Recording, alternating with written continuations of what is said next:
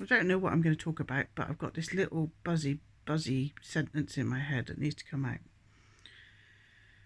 What do we know for certain? What do we know in our heart of hearts? What do we know?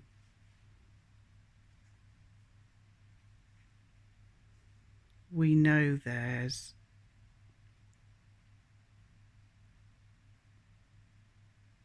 I don't even know what to call it anymore, because I don't know if it's human.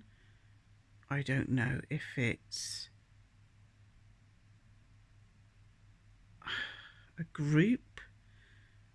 I don't know if it's a consciousness, an alien, a virus. I don't even know what to call it anymore.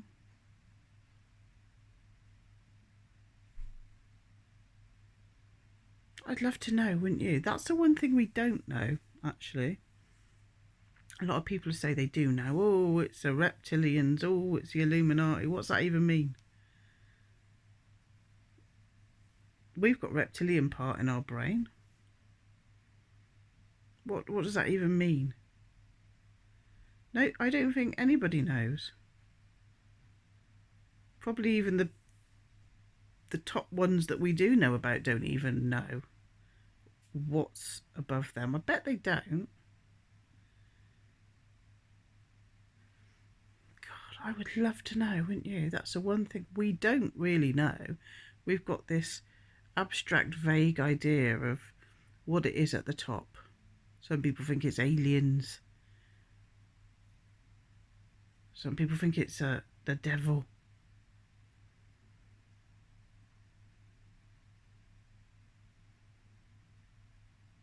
I would love to know, wouldn't you?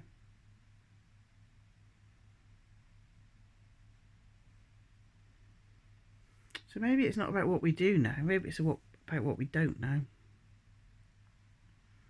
It's really annoying. Because when you don't know, you can't really talk about it, can you? Because you're guessing all the time. But whatever this entity is at the top of the food chain, we know that it's lying, manipulating, bullying. It's a domestic violence perpetrator, isn't it? Gaslights us. All this nonsense, fear.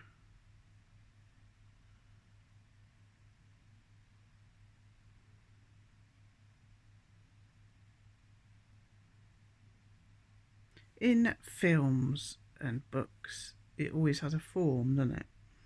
Like a big scary monster.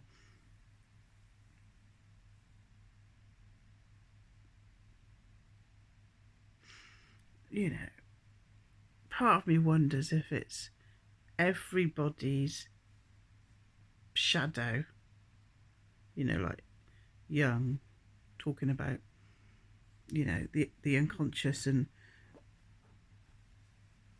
the dark part. What about if it's everybody's dark side?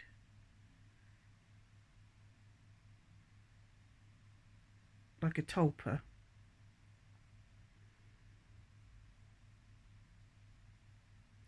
What if it's every person that ever was, ever will be, and is now? What if it's their shadow side, their dark side of the yin yang? What if that's a tulpa and it's our fears and our hates and our, the worst thing that a human being could possibly ever be? What if it's all of that has like collected in like a blob, a big blob of evil A big blob of, it needs to be a B, doesn't it? A big blob of blur. I'm going to call this a big blob of blur.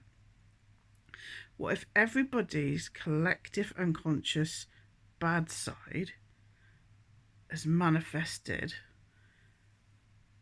like a tulpa, a thought form, and that's what's at the top? Why would... Okay. Let's think about this on a human level. I did an exhibition called The Death of Hazel Tree. And Hazel Tree, I've said about this before, was me, like as a child, before I got the cynicism and before I grew my monsters to protect me. He's going to bloody walk in now, just as I'm getting to a bloody good bit. Bugger thee off. Oh, look at the state of him. What's it doing? Lurking. Again, with the lurking. Oh, I didn't realise you... I'm coming up with a good idea here, and now you're bloody lurking. All right. Talk about manifesting a big blob of blur. He's just walked in the door. It's rude, isn't it? Go away. God, shut that bloody door. Mind your own business. Not that door. Bloody ruined it now, Mark Froud. Keep going. Oh, that's ruined it. So, I invented... So, The Death of Hazel Tree was about Hazel Tree defeating the monsters. That's what I thought it was about. I thought it was about me. You can find it actually if you go on craftinghilist.com and then go to shows or exhibitions or something tab. There's two. There's one called The Death of Hazel Tree and there's another one called Where Are You? And those are the ones I had in Bristol. I was going through a bad time.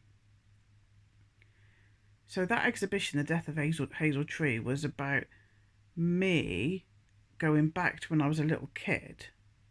And as a little kid, I made monsters to protect me. So I made the monster of fear, which paralysed me and kept me not being adventurous. I made all these monsters to protect me from the big bad world and other stuff. And I thought my exhibition was going to be like a shrine to the monsters.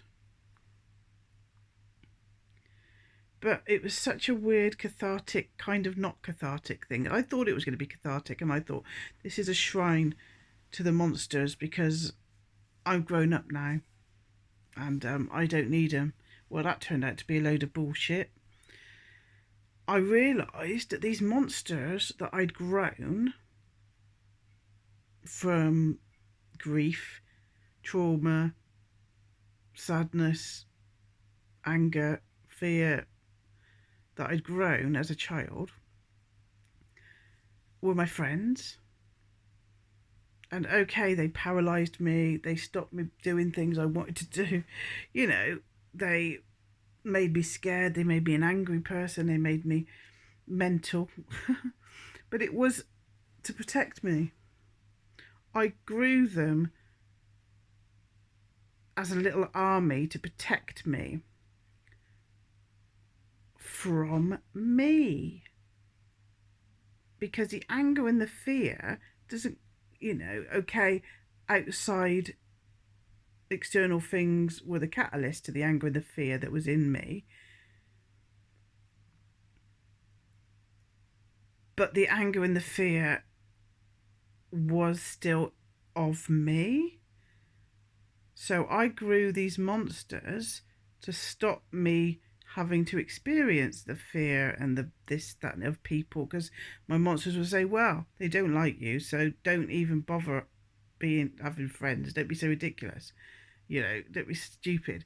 And that protected me from the scariness of having friends letting you down, kind of thing. Well, they're going to let you down, so don't bother with it, sort of thing. That's continued throughout my whole life. So, let's blow this up. That's just on one human level. My big blob of Bleugh, the monsters that Hazel Tree made to protect her because she was a scared child. Imagine that on however many billions of souls there's been, there will be, and there is on this universe. Imagine all their big blobs of blur glooping. I imagine it as like glooping, I'm going to say. Everybody's big blobs of blur glooping together. Like blur, blur, that's the noise it makes, I expect, people's blobs of blur. And then forming this giant big blob of blur. And that's what's at the top of the pyramid. We've created it ourselves. What do you think? I think that idea's got legs. Which is more than the big blob of Bleur's got, to be fair. I don't imagine he's got legs. So when you think about this is positive, because you can deal with your own personal big blob of blur by facing the fear and, you know, by challenging the demons and by befriending them. It's like the Jerry Marzinski stuff about the voices and challenging them and saying no. Honestly, mine went. I don't have that anymore since I've been practicing that just say no thing that Sherry Swiney talks about. So if this big blob of blur is everybody's tulpa, if we start sorting out our own individual blob of blur, maybe the big blob of blur gets smaller and smaller and smaller. And maybe because we're all becoming a little bit more awakened and a little bit more whatever word is fashionable these days, maybe that's why the big blob of blur, like a domestic violence perpetrator, is trying to be vaccinated, climate's gonna kill you, the sun's bad, maybe it's just like, you're gonna die, be scared, be afraid, because it's losing control of us, because we're starting to deal with our own blobs of blur. It's positive. Positive. Work on your own blob of blur. That was quite profound, I think.